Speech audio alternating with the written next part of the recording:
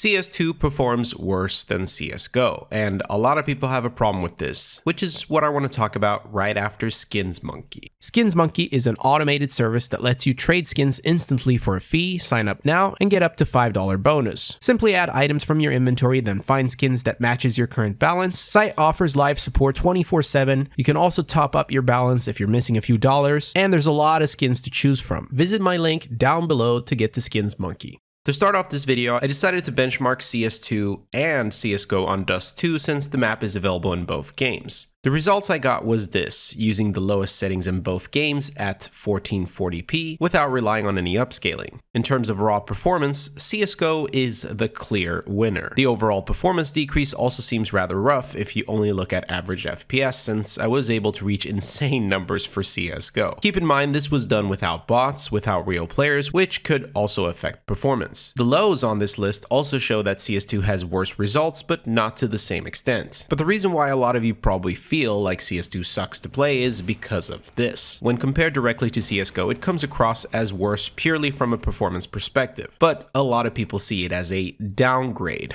I think it's important to realize that this game is the future of the franchise, whether you asked for it or not. And if things didn't evolve, we would all be stuck playing this. Like it or not, this is the latest version of Counter-Strike that we have. And in the future, who knows, we might get something even crazier. Now this only calculates the performance decrease from CSGO to CS2, but what about the stability of the game's performance when looking at the difference between average FPS and the 1% and 0.1% lows? In short, CS2 has a higher stability ratio, which means CS2 is more stable than CSGO in this context. But the fact of the matter is that CS2 runs worse, and it probably won't get better over the years as more features and stuff get added to the game. What I'm saying is, it's really not realistic to believe the game is going to run better over time. To prove this, I decided to play an older version of CSGO. Okay, this was a bit too far. But let's go back to a 2014 version of the game. Huge thanks to everyone, especially Aquarius, for showing how to do this. Also, this Steam guide goes into it as well. The whole point of doing this is to confirm if an older version of CSGO runs better than the latest version of CSGO.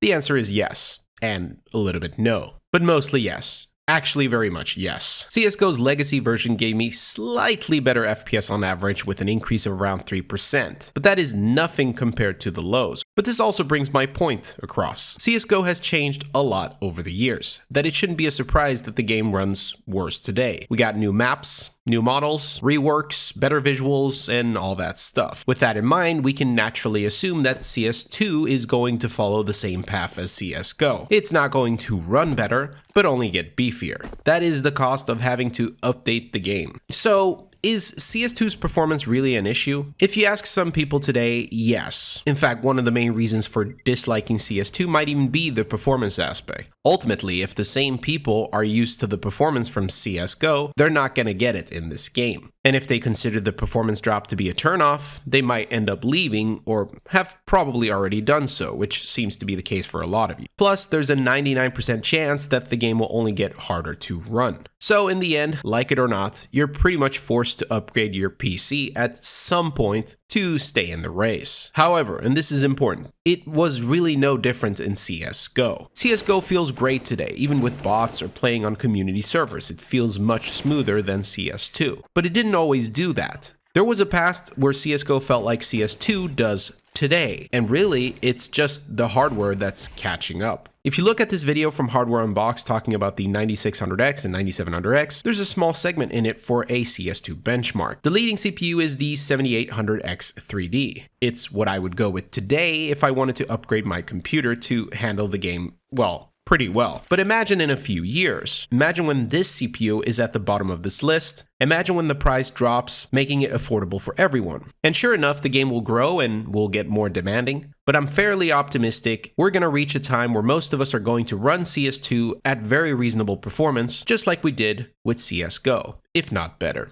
Peace.